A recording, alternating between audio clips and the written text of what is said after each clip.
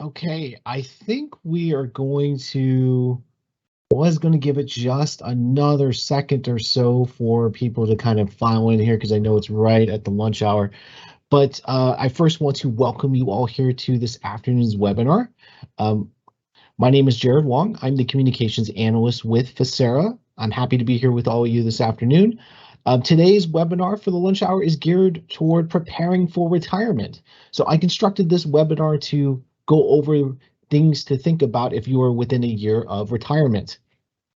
Now, kind of before I get into the presentation, just so you guys know, if you have any questions, there is a Q&A tab there that you can select and you can write in your questions there and we can cover that. You can ask questions during the presentation, that's okay. There will be time after the presentation as well to have kind of a Q&A to go over that stuff, to any questions that you may have. Now, let's see here. I think we could probably just get started.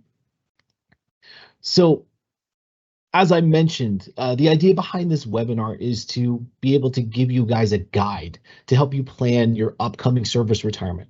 So this presentation is geared towards someone that is within about a year from retirement. But even if you're a little bit farther than that, or you're still uncertain, this will still help you in future planning. So here I have kind of the agenda or the things that I'm going to be talking about in this presentation today, that will help you plan for your eventual service retirement. So I'm going to cover what is a defined benefit that you get, and then we're going to go over a retirement timeline. So choosing your retirement date, the different benefit options that are available to you, necessary documents that are needed to be provided, the retirement counseling session overview, and other items to finalize. And then finally, after the end of the presentation, we are going to have a Q&A if you have any questions, because I'm sure there will be some questions about this presentation. So, without further ado, I think we are just going to move to the first slide. Now, every presentation to a lot of the webinars that I do and everything like that, I always cover this. Because this may be some of the first webinars or everything that you people have been attending. So I cover what actually is your retirement benefit from Facera. That is a defined benefit. So what exactly is a defined benefit? A defined benefit is a lifetime benefit based on specific factors. So we look at specific factors, we multiply those factors together, and whatever that equals, that's what you're going to get from us every month for the rest of your life. Now, how we calculate those that monthly benefit is based off of factors like I mentioned, and those factors are on the slide right there. So the factors that we look at your age at retirement, we look at your years of service, or what we call service credit. And then finally, we look at your salary, or what we call final compensation. We look at those three factors along with your membership classification and tiers. So if you're a tier 1, tier 2, for example, or a general or a safety member, we look at all of that, and we multiply that together, and that's how we come up with what you'll get from us every month for the rest of your life. And when I quickly go over the benefit options with you guys a little bit later, you guys will see that some of these options that are available to you may be able to leave your beneficiary of choice a percentage of your benefit for the remainder of their lifetime. Now, in order for all of our members here, and that I mean the employees of the county or of our other plan sponsors, to receive a defined benefit, you do need to be vested in the plan first. You have to hit that vesting period in order to be eligible to get some type of payment from us in the future. Now, to be considered vested in the plan, you need to at least have 5 years of service. Once you hit that 5-year mark, you're vested, and then you're eligible for a benefit from us later down the line when you meet retirement eligibility. But moving on, because this is more geared toward retirement within a year. So on this slide right here, I have a roadmap for all of you to look at when you're about a year away from retirement. So we're going to start here at the very first stop here on the roadmap, which is about a year out. So when you're in about a year out of retirement, or even could be sooner, you want to really start targeting what your exact retirement date is going to be. to kind of get an idea for planning purposes and to start considering other options besides your Visera pension. Now, another thing, if you have not already started using, is utilize the Visera member portal benefit calculator. So if you have not used our member portal yet, I recommend you sign up and register for an account. Our member portal will allow you to run benefit estimates for your retirement for various retirement dates. So for example, you can see what your monthly benefit potentially would look like at your earliest retirement date or at a certain date and time. If you have not already yet, a year from now, from your retirement, maybe you should start providing those necessary documents that we are going to need from you in order to process your retirement. I'm going to show you guys a slide of what those documents are. So we'll get there shortly. And this is something else that is optional, is if you have any available service credits that could be purchased, like any buybacks or anything like that, buy back time, you might want to start that process and start purchasing that sooner rather than later. For especially if you're almost going to be retiring, because for a couple of reasons, it will save you money in the long run, and then also you can request service credit purchases up until you retire, but depending on the amount of service credit that you're purchasing, if you're still working for at least a year, depending on that amount of cost, you may be able to have payroll deductions taken out, whereas if you're ready to retire, you'll have to pay it all in one lump sum within 120 days from your retirement date. So there are some benefits and stuff to getting that, seeing what that potentially would cost you and if it would help you in your retirement as early as possible. So that's about a year out. About 3 months out, that's when you're going to start really hitting everything as far as scheduling a counseling session with a retirement specialist. So we do not make counseling appointments or appointments with members until they have a retirement date, and you can schedule those retirement sessions no sooner than 90 days from your date of retirement that you have selected. Now, if you happen to have reciprocity with another agency, you're going to want to contact that agency as well, because remember, if you have reciprocity, you do need to retire from both agencies at the same time. And you're going to have to deal with each individual agency separately. So if you have reciprocity, you're going to need to make sure that you contact both us and the other linked agency. Let them know when your retirement date is, and then they will start the paperwork for you, and then we will get started on the process with you as well. And then something else, if you are looking at taking the temporary annuity option, you could provide us with a Social Security estimate. The temporary annuity option is an advancement on your Social Security. I'm not really going to go into that too much today, but if you guys go to our website, we have a video library tab on our website. There is an actual webinar that I talk in deep of what the temporary annuity option is, and we can I cover that right there for you. So that's about 3 months out. So about when you get to a month out from retirement, this is probably after you've already had the counseling appointment scheduled or have already started meeting with the retirement specialist. These are other things to consider, and I'm going to cover these a little bit more in a later slide as well. You need to contact your HR department regarding any annual leave that you have, because we do not deal with any of that in office. Contact your bank of choice and make arrangements for any payroll deductions. So if you have anything being deducted from your current paycheck as an active employee, and you want that to continue on your retirement check, unfortunately, that cannot happen. So you will need to make arrangements with your bank on how to do that, how to resolve that. Resolve any questions with your retirement specialist that you're working with. So if you have any last minute questions, feel free to reach out to them. And then finalize any details regarding your health insurance and the deferred compensation plan. So we don't deal with health insurance or the deferred comp plan with Nationwide or our other plan sponsors plans.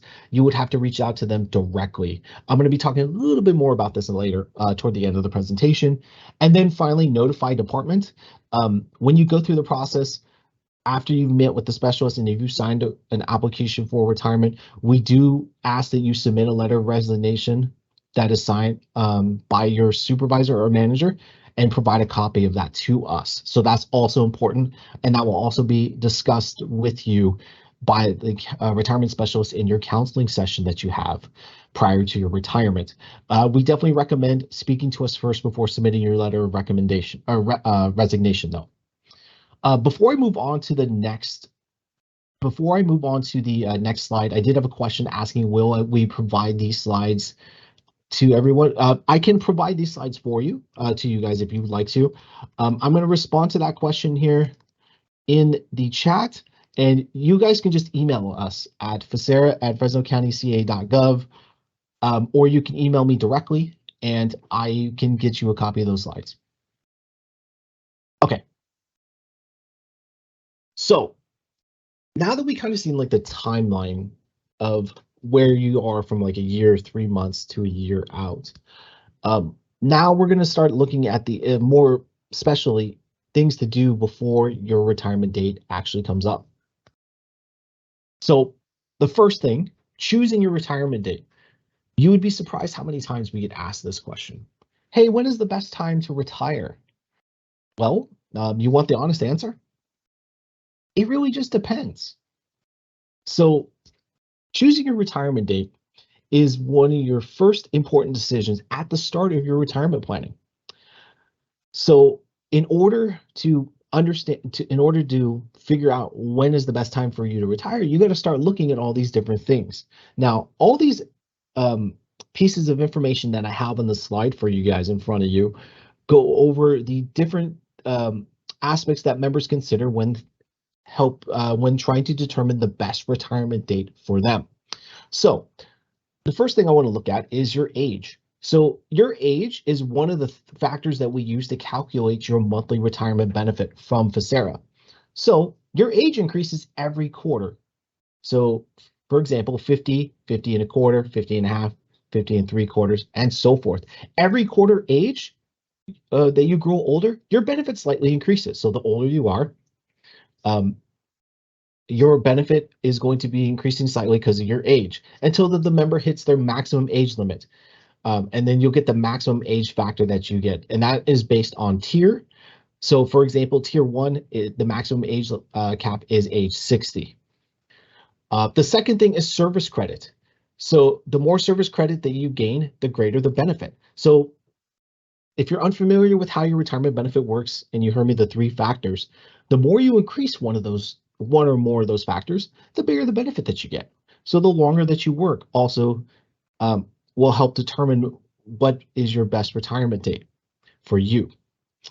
One thing that I want to stress about this is that we cannot choose the retirement date for you. Your retirement date is something that you have to figure out. Now, with that being said, there are a couple other things on this slide that people use to help determine their retirement date. The next one I want to talk to you guys about real quickly here is the cost of living adjustment. So I'm pretty sure you guys have seen in your work locations, some people saying, oh, the best time to retire is between January and March and so forth like that. And you may be wondering why.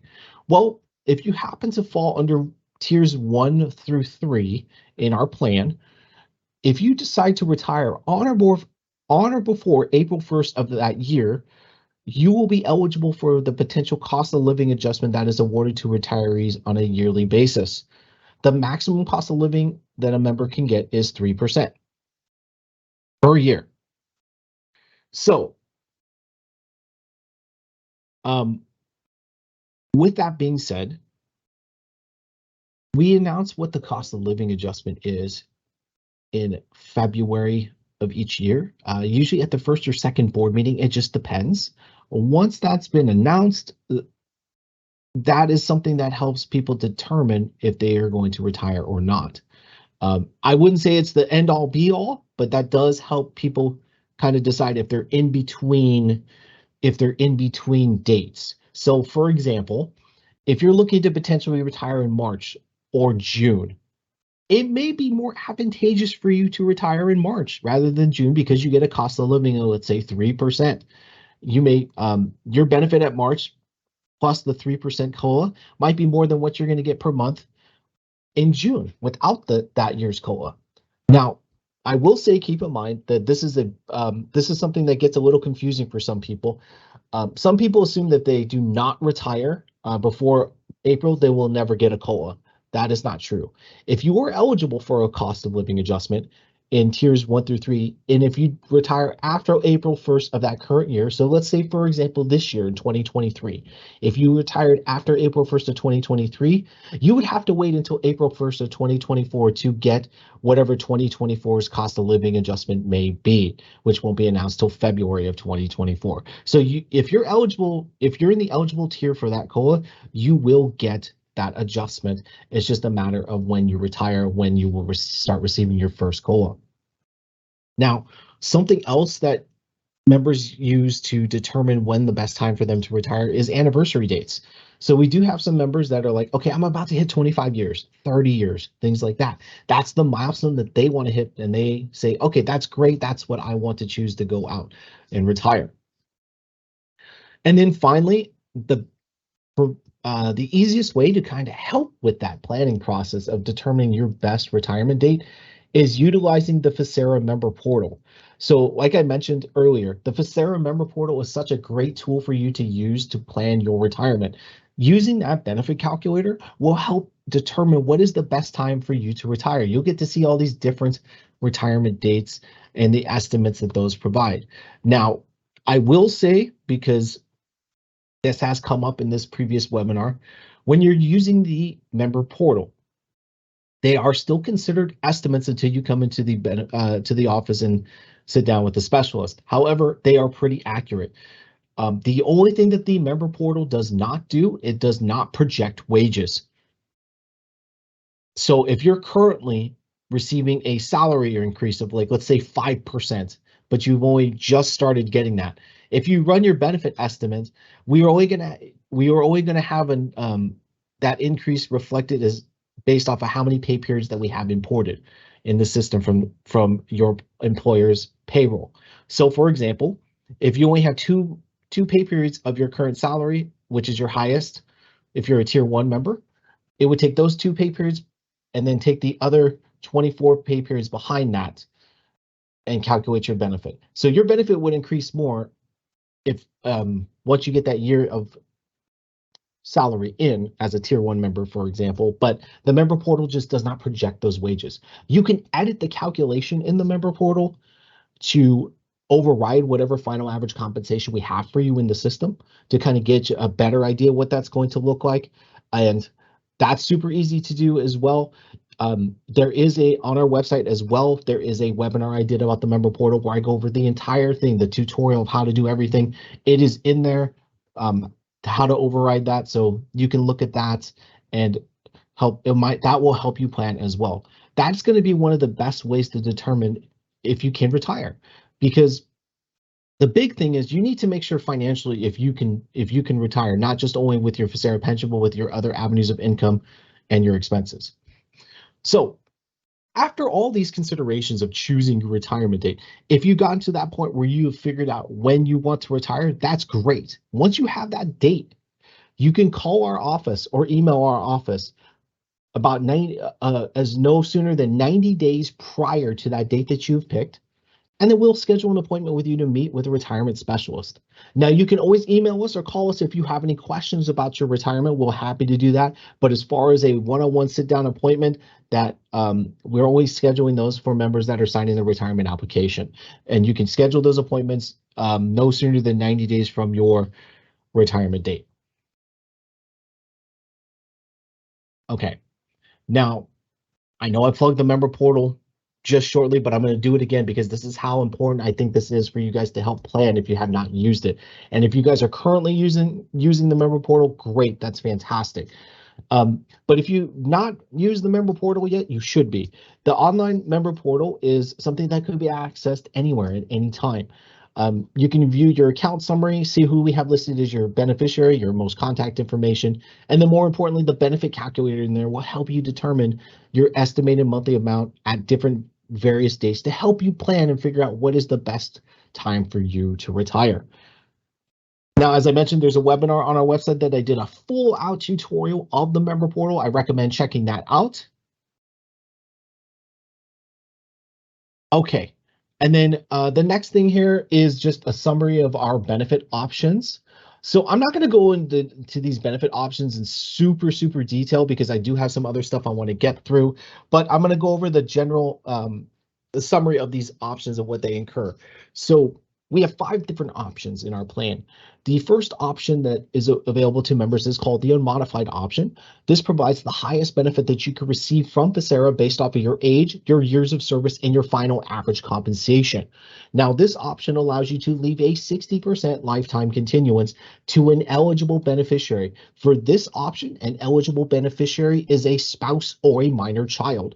So in the case of your death, if you have one of those beneficiaries, they would be able to get 60% of whatever you were receiving every month for the remainder of their lifetime in the case of the spouse. But for the minor child, they would get that every month until they turn 18 or age 22 if they are full-time enrolled in an accredited school.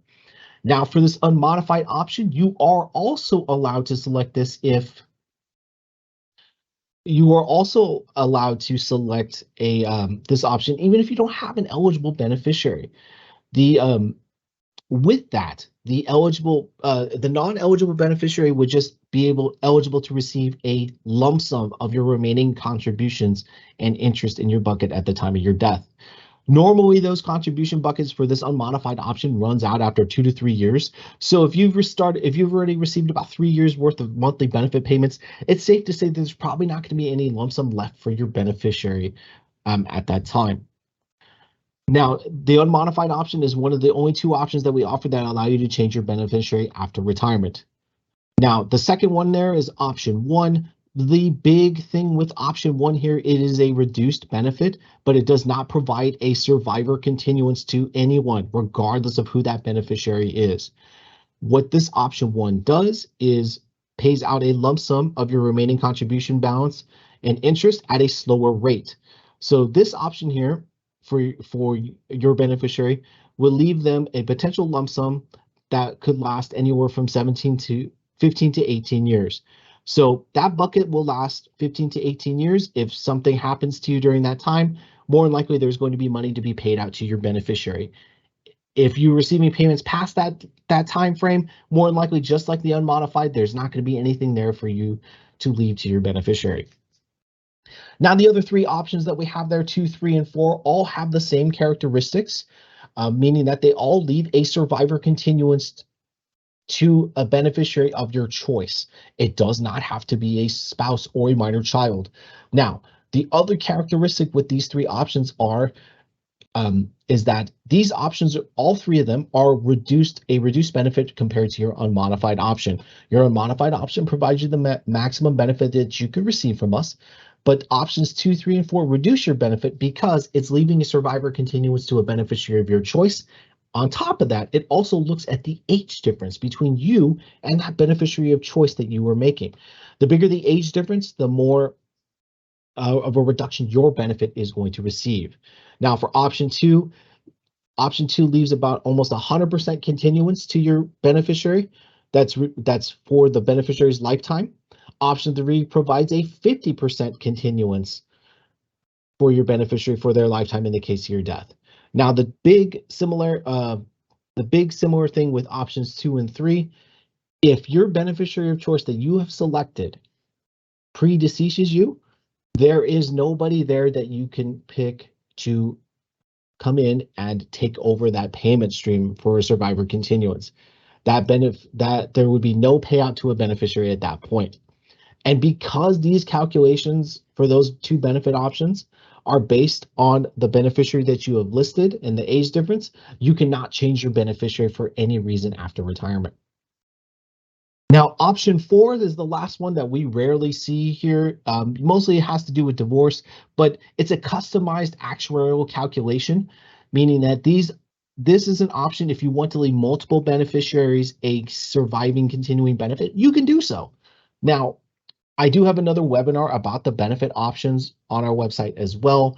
I'm going to just link that in the chat here in a little bit because someone has a question about where they can find that. I will link that for you guys here in the chat. Just give me a second.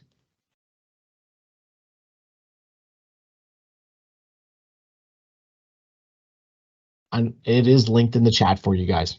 Now, as I mentioned, option 4 allows you to leave multiple beneficiaries as surviving continuing benefits. But just like options 2 and 3, the age difference and the amount of beneficiaries that you list, the bigger the age difference and the more beneficiaries that you have will reduce your monthly benefit. Okay. So moving along, we are doing great time here. I just have a couple more slides and then I can open it up for any questions that you guys may have as well. Now, as I mentioned, one of the things that when you first start out about a year out, you want to see if we have any documents that you want to see if you need to submit any required documents. And you don't have to do this a year out. You can do it now, even if you're not retiring yet for another couple of years, or you could bring these documents to your counseling session. It is up to you. This is just recommended because it just takes care of it takes care of one thing. So that's one less thing that you have to think about when you're going through the retirement process. So some of the required documents that we need are member's birth certificate. If you do not have a birth certificate, if you have a certificate of naturalization or non-expired passport, that works. Beneficiary's birth certificate, we would need as well. Marriage certificate, if you're married, we need a copy of the marriage certificate. The big one here is dissolution of marriage. If you ever get a divorce during your membership as a FASERA member, we will need a copy of your finalized divorce documents because we need to review those documents to see if your ex-spouses own any percentage of your retirement. So this is a big one. If you had a divorce during your FASERA membership and it's already been finalized, get us a copy of those divorce documents to our office so we have those in your file. So that's one less thing that you have to go looking for during that process right there. Because when you're going through the actual retirement process, there's going to be other stuff outside of things that you need to do for FASERA. So it might be a little hectic. That's why we definitely recommend if you can submit these documents sooner, the better. That would be best to be as less stressful for you. And then finally, if you are looking to take the TAO, you would need to provide a Social Security estimate. That could be provided during your counseling session. It does not necessarily have to be provided earlier. Now, if with that being said, with these required documents, if you have any questions as far as what documents you may need, give us a call, speak to a retirement specialist, and we can look at that information and tell you what documents we need. Now, a question was asked about what if there's a trust? So the thing is about a trust is I believe you can list the trust as the beneficiary, but that eliminates some options. So because the trust is not a living being, you cannot select a option that leaves a lifetime continuing benefit. So it would only be about an option 1 or an unmodified option where it will be a lump sum of your contributions. It would not be eligible for a surviving continuing benefit. Okay. Moving along, a little thing about reciprocity, because this may apply to some of you all here in the webinar today. If you have reciprocity, which is a link with another California public agency retirement plan, keep in mind that you have to retire from all the systems on the same day. Otherwise, reciprocity is broken and you cannot take benefit from those advantages of establishing reciprocity in the first place. As I mentioned, you contact our office 90 days prior to your retirement date to schedule an appointment, but you will also need to contact the other agency as well. Sometimes it might be easier to contact the other agency first. You will be meeting with the other agency separately. We do not handle everything, or the other agency does not handle everything if they're the last stop. You will handle everything separately, individually with each linked agency. Now, members with reciprocity, when you're going through the retirement process, keep in mind this. If you have reciprocity, there's a chance that your first benefit check may be delayed a month or two. That is because depending on the information that when we receive from the other agency. So when someone has reciprocity, we do need to send documentation to the other linked agency to confirm your date of retirement, depending if that's your current employer and you left the county or one of our plan sponsors prior. We may need that salary to determine who has the highest salary to use towards calculating your benefit and so forth. So there is a possibility of a delay, but that will be more explained to you when you have that counseling session with the retirement specialist. Okay, quickly about purchasing service credit. Purchasing service credit is something that can be done to if a member purchases eligible time, which would increase your years of service, which would then result in increasing your monthly retirement benefit from us. Now, on the right side of the slide, I have the eligible service credits that a member can purchase throughout their career. This may or may not apply to everyone. So some of these may not apply to you at all throughout your career as a Vocera member. So the first one is your new hire period, which is your first 2 weeks of full-time permanent employment. You do not become a member of Vocera until the first day of the second pay period. Because of that, we do allow you to purchase that first pay period if you would like to add to your retirement. If you worked as an extra help employee prior to becoming permanent, that is eligible to be purchased. Redeposit of withdrawn funds, what that is if you happen to, let's say, work for the County of Fresno, for example, for about a year and you left, took your money out, and then you came back in, we could calculate how much it would cost for you to put that money back in as if you never left and grant that years of service that you cashed out. Now, the next one is prior public service. This is only available for California Superior Courts and our other special districts, not County of Fresno employees. This is public service at a prior California public agency or service, prior public service that members may have been able to purchase. But that can only be done within 90 days of you being hired as a courts employee, for example. But this is not eligible for County of Fresno employees. And the last one is leave of absence due to medical leaves. This is an FMLA due to illness of the member, and military leaves as well.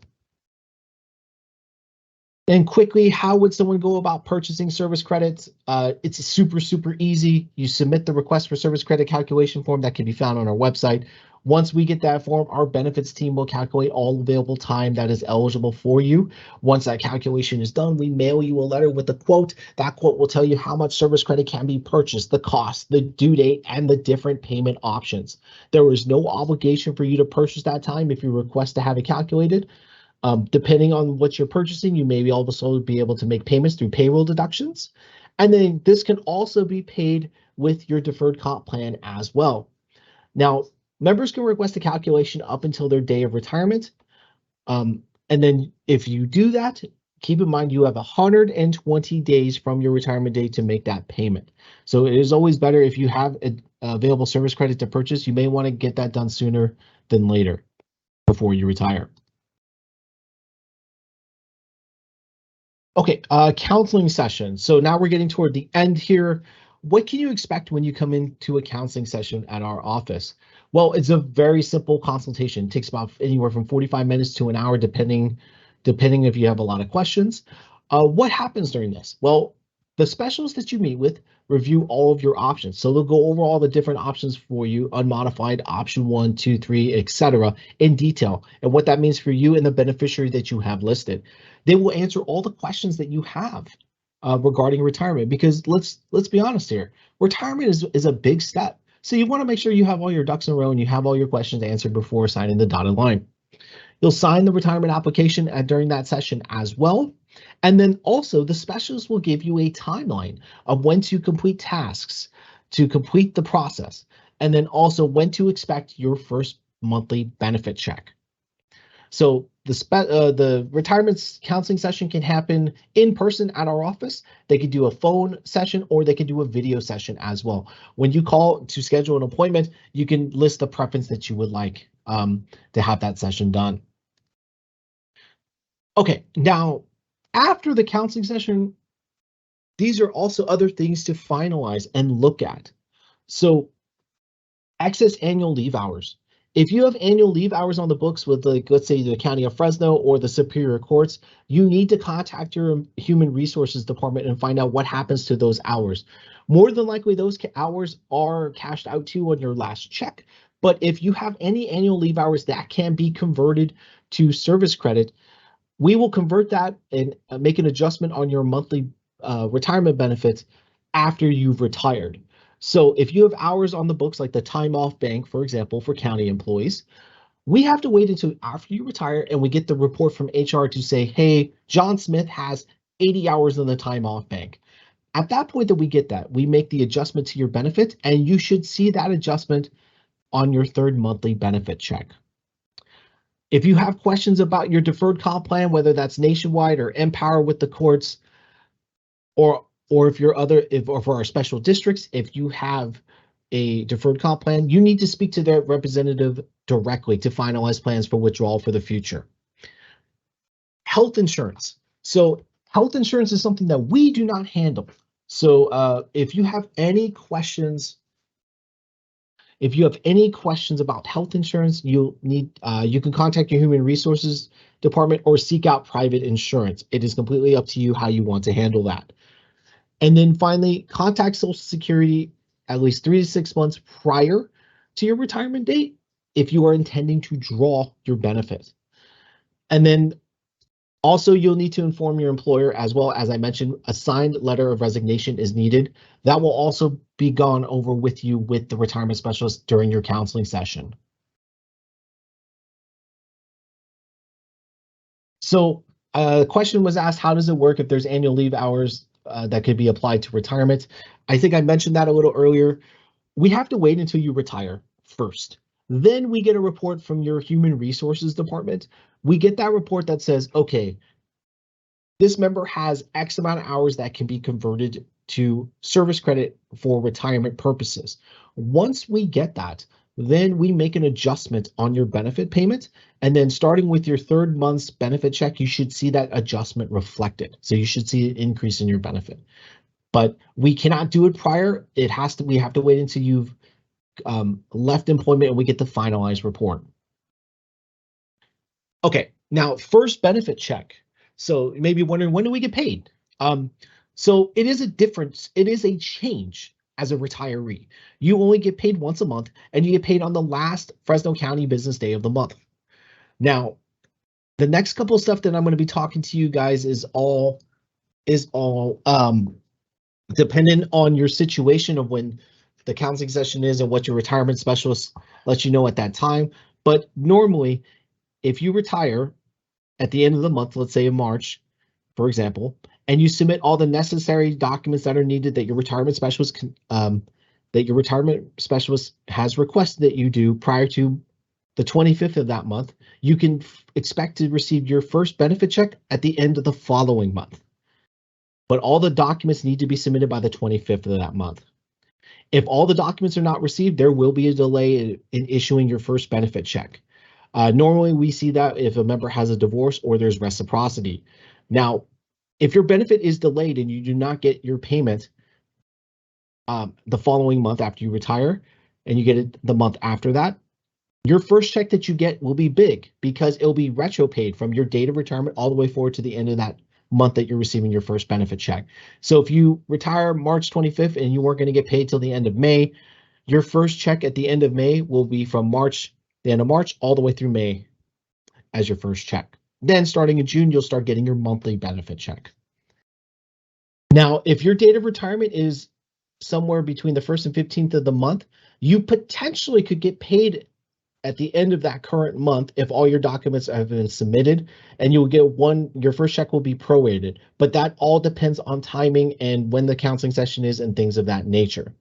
So the retirement specialists, as I mentioned, when you meet with them, they will be able to cover all that as far as timeline and give you an idea of what that's all going to look like.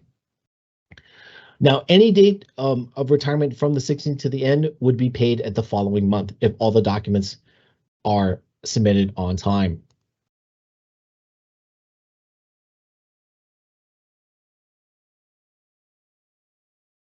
So one of the questions that we had asked here kind of relates to the slide I just talked about.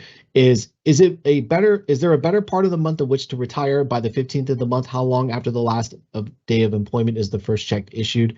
I may have covered that a little earlier before you submitted that question, but I'll cover that real quick with you again. It just all depends on timing.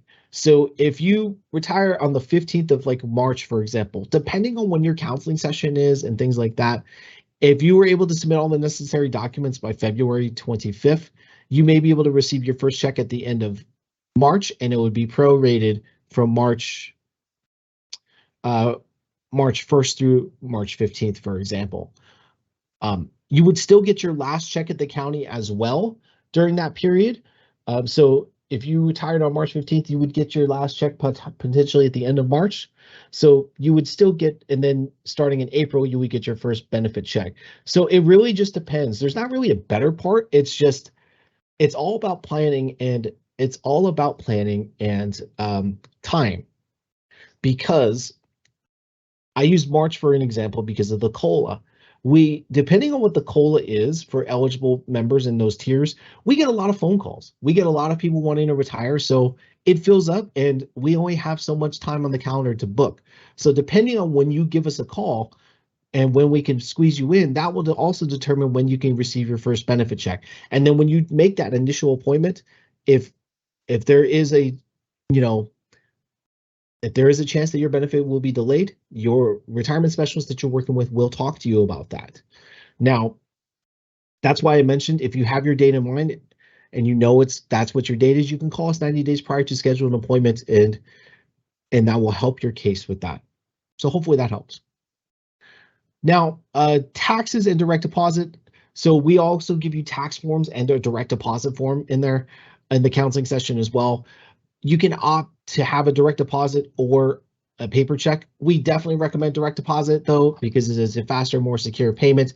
Paper checks take anywhere from approximately 2 to 5 business days from the date the check is issued, and then it's mailed to you. Our bank is in Chicago, so the check gets cut on that last day of the month, and it gets mailed to you. Hopefully that it makes it to you on that day, but because it's being mailed, we can't control the mail service, so if there may be a slight delay with that. That's why we also recommend direct deposit. And then also during after you retire, you can change your direct deposit forms at any time. So you can, if you were doing paper checks at first, you can opt in to do a direct deposit, or you need to change your bank account, you can do so. You just need to complete a new form. Now, as far as tax withholding, tax forms are provided during the counseling session. You can change your tax withholding as many times as you want throughout your retirement by just submitting new forms. If you make these changes, tax changes or a bank change by the 10th of the current month, that change will go in effect for that month as well. So for example, if you're scheduled to get a payment on this at the end of this month, at the end of December, and you wanted to make a bank change, if you submitted that change form to us by December the 10th, then that change would take effect for your December payment. Otherwise, you would have to wait for your January payment for that to take effect. Now, as far as tax withholding, we cannot give you tax advice because we're not tax specialists. So we recommend talking to your CPA or your tax specialist to help you with that withholding questions. Okay, so I'm wrapping up here, and then we can take the rest of the time for questions. But I just have some final thoughts here about this, about planning for your retirement. Number one, use the member portal. I know I mentioned it a few times. Using the member portal is so important to help determine when is the best time for you to retire, because that's the start of it. You get to look at what you're going to get from us, so that will help you plan the best to your ability. Visit our video library and website. We have a ton of videos on our website and other information on there about your retirement stuff. So more specifically pertaining to this webinar, we do have ones about benefit options that I cover, about the temporary annuity option, the member portal. It's all there. I linked that in the chat for you guys as well. Contact our office within 90 days to schedule an appointment. As I mentioned, currently we are not taking appointments unless you're signing an application. So if you want to schedule an appointment and you're going to retire, contact us no sooner than 90 days from your retirement date. But if you have any questions in the meantime, you can always email or call us. We'll be happy to help. Cost of living adjustment for those members that are in tiers 1 through 3. Look out at one of our board meetings in February. If you're looking to potentially retire in March of next year, look for what the cost of living is going to be announced in February at one of our 2 board meetings. And if you know that that's going to help determine if you're going to retire, give us a call as soon as you can to schedule that appointment.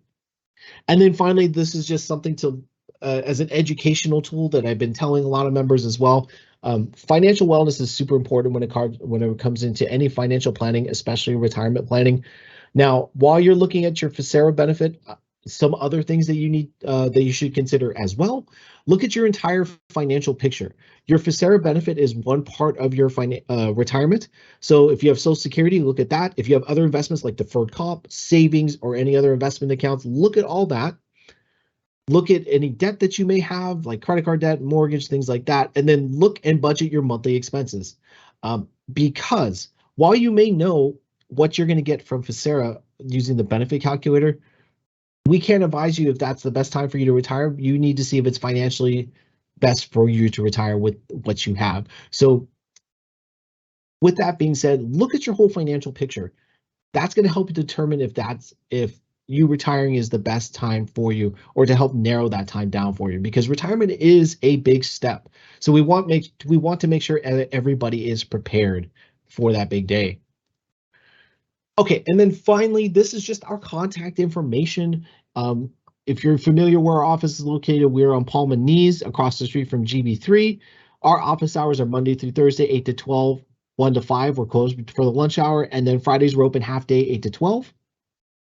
If you have any questions, feel free to email us or give us a call. Our phone number is right there for you guys. And then also as well, visit our website for more information about your retirement, including our video library. And then if you guys are interested, you can scan the QR code that is on the screen. That will take you to our social channels, such as our YouTube page, where you can actually look at all our videos as well without having to go to the website. So if you have a YouTube app on your phone, you can watch all those videos on your phone, so without having to go to the website and look for those videos.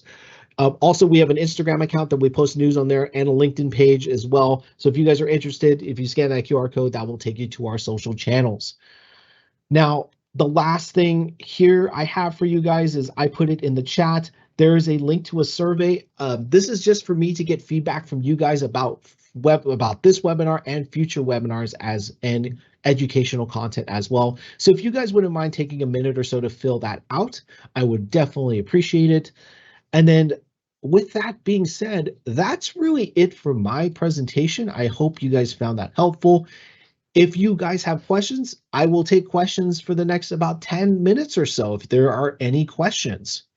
So if you have any questions, go ahead and put that in the Q&A box right there. If you guys don't have any questions, feel free to enjoy the rest of your lunch. Have a great rest of the day. If you guys think of any questions, later in the future, you guys can give us a call or email us right there. I have all that information. I'll leave that on the screen. So I will just wait here a couple, give it a couple of seconds if you guys have any questions about today's webinar, or anything in general. If you guys have any retirement questions that I may be able to answer, please just throw them in the chat right there, and I would be more than happy to try and answer those for you. Just to let you guys know, we are for 2024, I do have plans on trying to do more webinars consistently. We are going to be trying to do these webinars once a month about different topics. I'm pretty sure you guys have seen emails about our pre-retirement seminars as well in January and in July. We do those. Those are offered for members that are within 5 years of retirement. We are looking at hosting some type of other educational presentations in the future. I'm not sure if people are interested in a hybrid model. We've talked about potentially hosting a presentation of about 30 or 40 here in office in our boardroom, and then whoever cannot make it in person can watch it through Microsoft Teams or Zoom as a webinar as well, simultaneously. So we're looking at all these different ways because I want to bring this content to you guys to help educate all of our members about retirement, because it is a big thing. Whether you're retiring in a year or two, or you're not going to retire for another 10 years, this is good information to know.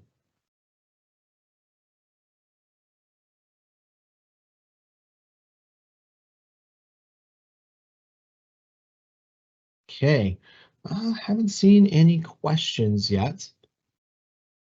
I'll give it a couple more minutes. If there isn't any questions, then I think I will probably sign off for today's webinar.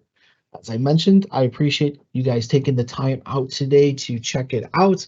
I hope you found it informational. I hope it helps in your planning. Let's see if I got it.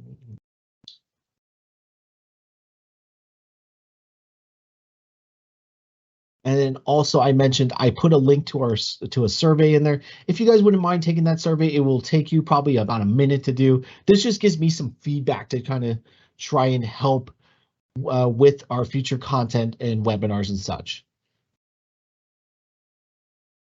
So this is a good question. So someone asked, if I have more than 2,000 hours annual leave hours, do those hours disappear? So with that, I would direct that question to employee benefits, because that's something that we don't deal with. Normally, annual leave hours can be cashed out to you on your last check, or you can roll those over to the deferred comp account if you have deferred comp. But I recommend reaching out to employee benefits and they should be able to help you out with that and tell you what exactly you can do with those hours. Because I'm assuming that, I could be wrong here.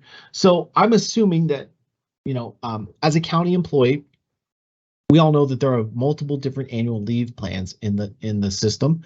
So that's why it's a good rule of thumb to contact employee benefits and ask them specifically about the plan that you're in and what those hours are going to do for you.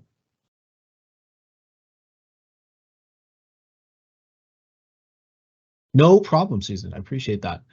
Hopefully that was helpful. I know it's not the answer probably you were looking for, but yeah, it's best to talk to employee benefits. Talk to David Joseph. Talk to David Joseph in employee benefits. He'll be able to help you out. That's a fantastic question. All right. Let's see here.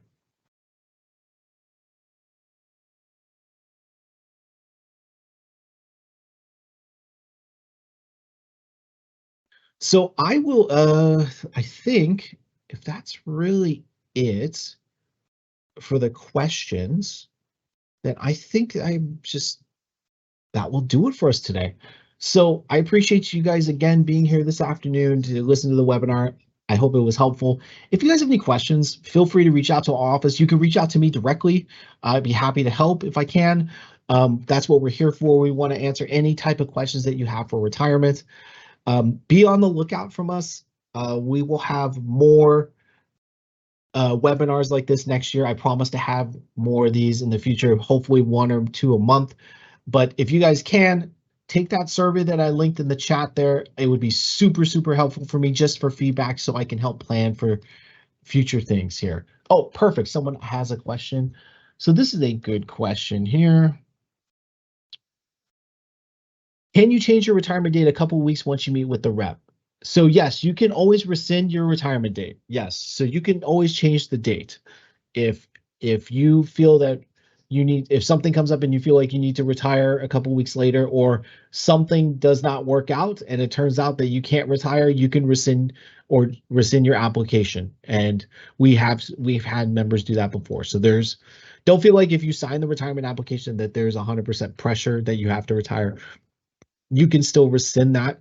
The only way that you cannot change your retirement date or rescind your retirement is if you've retired already and started receiving a benefit payment from us. But that's a great question. Great question.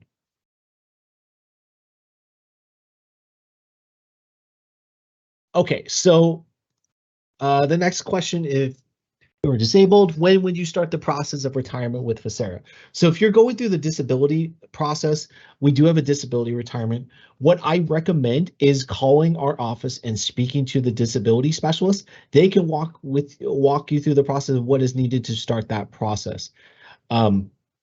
Because it is a little bit different. There's another application to fill out and things like that. But I recommend reaching out to our office and speaking to a disability specialist to aid in the questions that you have, because that process is a little different than a service retirement. Great questions.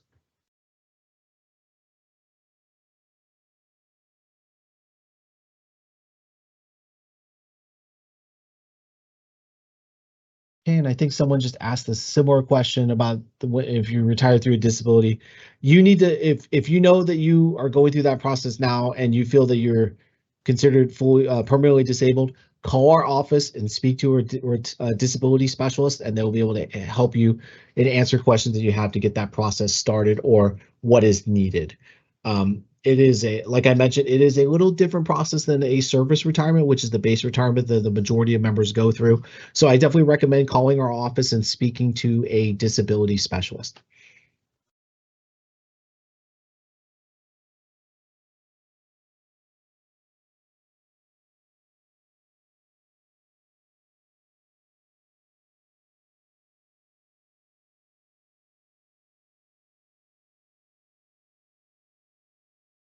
Okay.